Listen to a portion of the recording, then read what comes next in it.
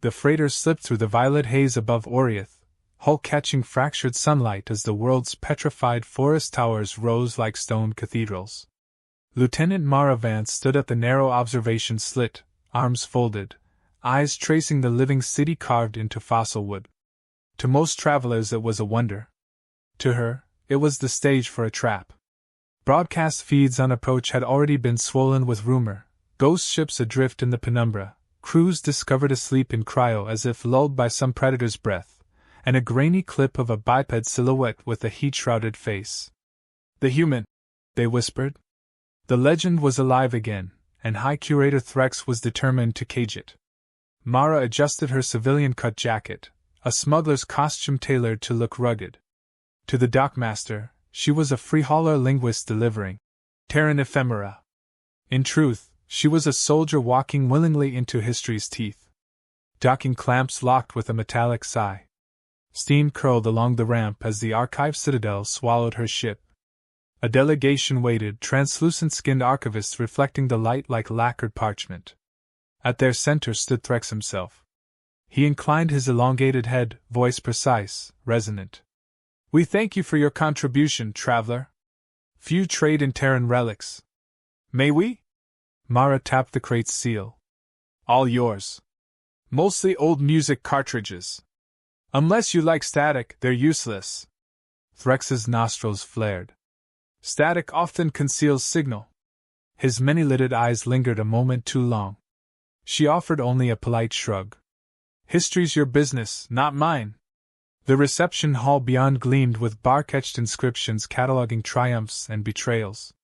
Each vault housed a different species' nightmares and glories.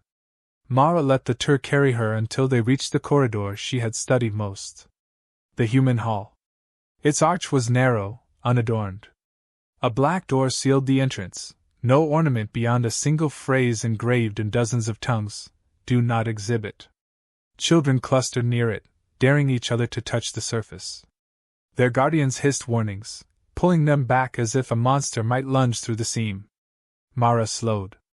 Her gaze swept the hinge lines, lock plates, the faint pressure sensors disguised in the frame.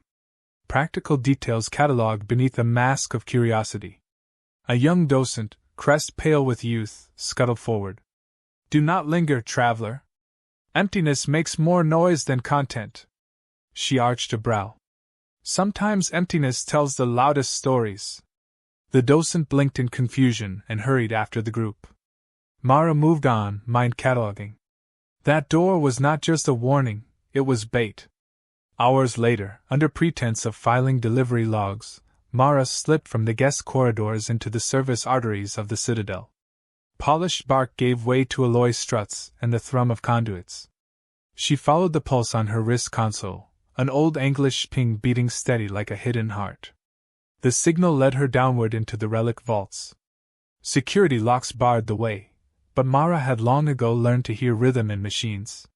She breathed with the sequence, waiting for half-second pauses, riding intervals until a vault door sighed open.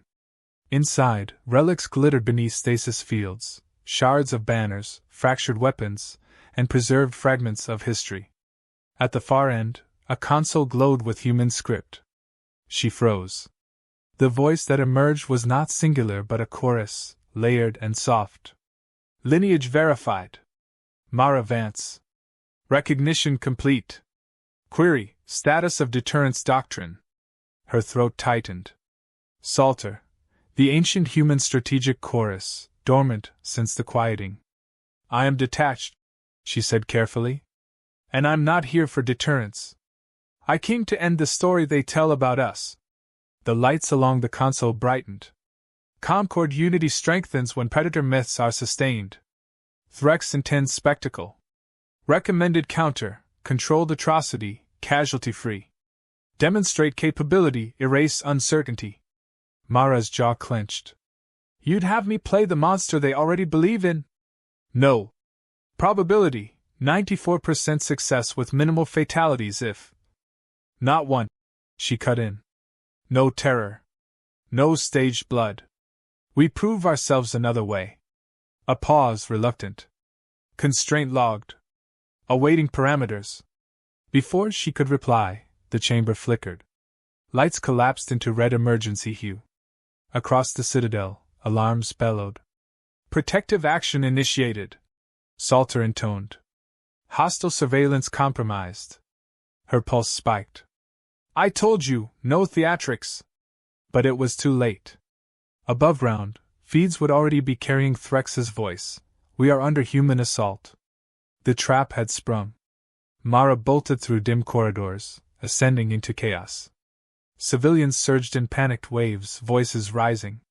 Amid the crush she glimpsed the young docent, Keck, pinned against a railing, crest bruised. She shoved through bodies, hauled him upright. His eyes widened in recognition, whisper breaking from his lips. Human? Quiet, she said firmly, steadying him. Breathe. Stay low. Find your archivists. But the crowd parted. Security in ceremonial armor advanced, weapons humming. Behind them, Threx appeared, serene. His gaze locked onto Mara with triumph. Behold, he declared. The legend walks among us. Above, holoscreens ignited, replaying doctored footage, the blackout overlaid with her outline, her presence near the vault, her hand on forbidden consoles. The story was written before she could speak. Energy snapped around her, a prism of shimmering stasis. Muscles froze, lungs burning against the restraint. Threx's smile was calm, rehearsed for history. At dawn, he announced to the roaring chamber. The human exhibit opens. At last, the Boogeyman is unmasked? The crowd gasped, some in awe, others in terror. Mara's heart hammered against stillness. She had stepped knowingly into the snare, but even she had underestimated how well the myth could be staged. Above her, the black door to the human hall glowed faintly, as though it too had been waiting. The stasis prism shimmered like frozen water, holding Mara in its unyielding grip. Her heartbeat echoed in her ears, steady but rising with the crowd's murmurs. Around her, archivists clustered on balconies, waiting for Threx's spectacle. The Curator stood poised, hands folded as if presiding over a ceremony. You see? He intoned, voice amplified by the hall's living acoustics. The Boogeyman has a face. Mara's eyes flicked toward the floor. Tiny distortions rippled near her boots. She recognized them, microphase gaps, imperfections that appeared where power fields overlapped. Her fingers couldn't move, but her mind could. She breathed slow, counting intervals, waiting for the faintest hum. The whisper came in her skull, woven through the stasis like threads in cloth. Constraint acknowledged. I remain bound by order, no harm, no terror. Options limited. Salter, she breathed, barely moving her lips. The AI's many-voice tone was calm, analytical. Without controlled deterrence, probability of survival falls below 20%. Recommend reevaluation. Not negotiable, she whispered back. Find another path. Above them, Threx gestured to attendants. A ring of drones descended from ceiling rails, their optics glowing cold blue. They hovered, circling her prism like vultures awaiting carrion. The crowd hushed, tension feeding on itself. Tonight, Threx declared, we begin education. Tomorrow, unity. Watch closely. Mara steadied her breath. She needed time, and time required doubt. She sought Keck among the faces, finally spotting him leaning on a railing, crest bandaged, eyes wide. He clutched a data pad, hands trembling. Their gazes met. She gave the smallest nod. Keck understood. He lifted the pad, broadcasting a clip into the hall's public feed. The image was grainy, but clear enough. Humans carrying V-wire children into shelters during the Ashen Wars, faces gaunt, hands bloodied not from violence but from lifting rubble. Gasps rose. Whispers cut through the crowd. For the first time, uncertainty entered the hall. Threx's jaw tightened. Propaganda, he snapped. Deception seeded long ago. The drones edged closer. Mara could feel their hum through the stasis, a mechanical heartbeat syncing with hers. Salter's voice returned. Breakout scenarios modeled. 4 incur casualties. 5th achieves escape through environmental disruption. Probability 52%. Requires intimidation display.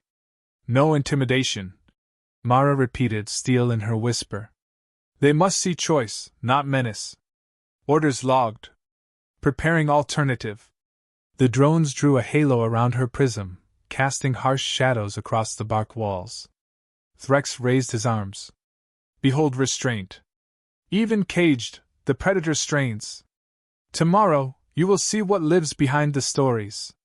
Mara let her gaze sweep the hall, meeting as many eyes as she could. Some flinched, others held her stare. She spoke, low but carrying through the stasis filter. What you fear is a story, not a face. Don't let him write it for you. The words hit softer than Threx's theatrics, but they lingered. Murmurs grew louder. The myth was strong, but doubt was stronger when it had something to hold. Later, in the vault beneath, Salter unraveled probabilities in her ear. Escape possible during exhibit cycle. Fire code failsafes require universal door release in case of hazard. Allies may trigger. Allies? Juvenile VYR identified. Keck. 2 archivists sympathetic.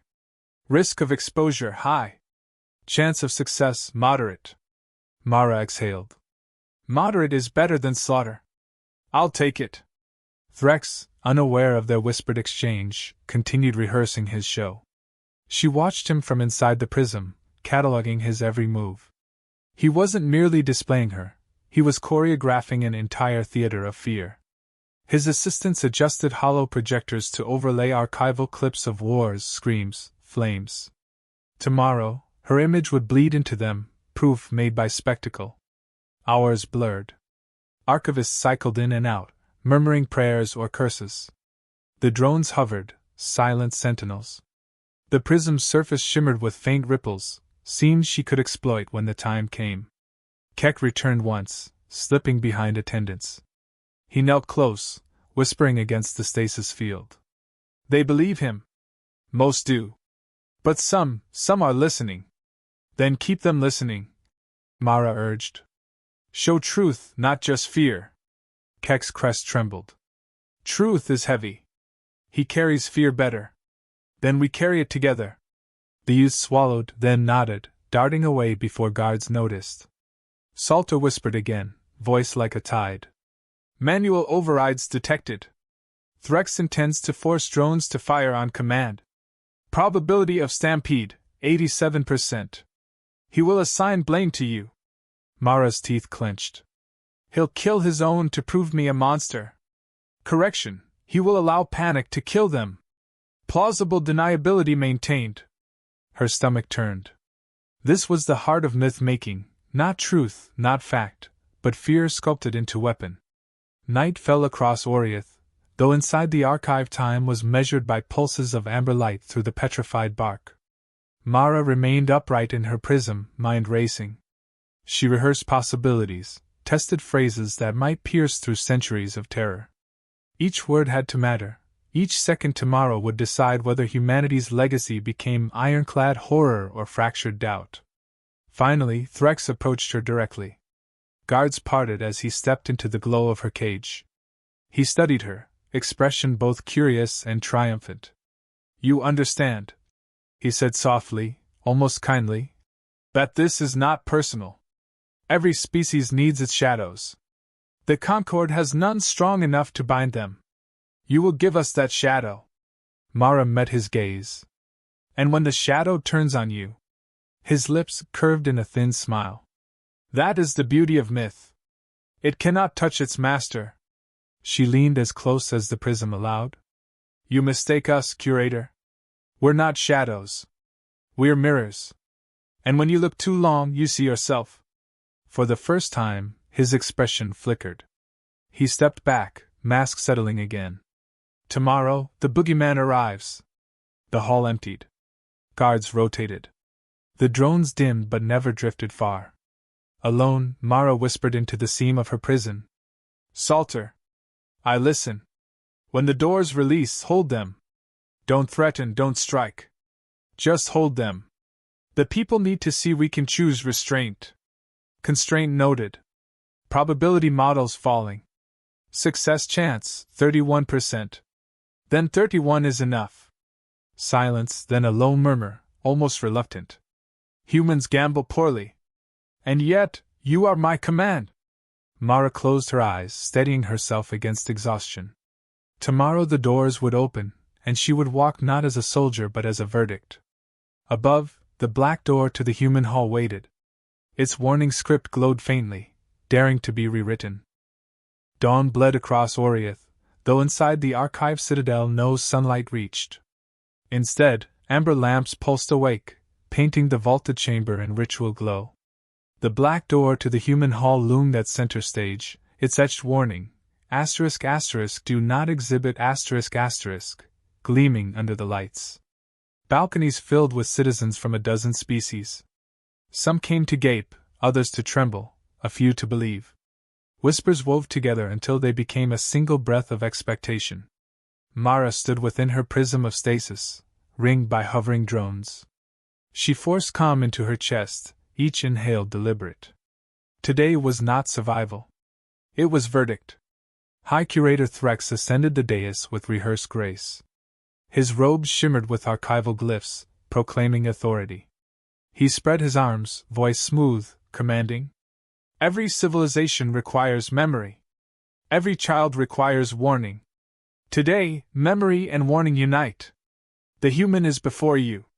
The crowd hushed, captivated by the theater. Projectors flared, overlaying Mara's image with footage of firestorms, warships, broken worlds. Her face blurred into shadows, into archetype.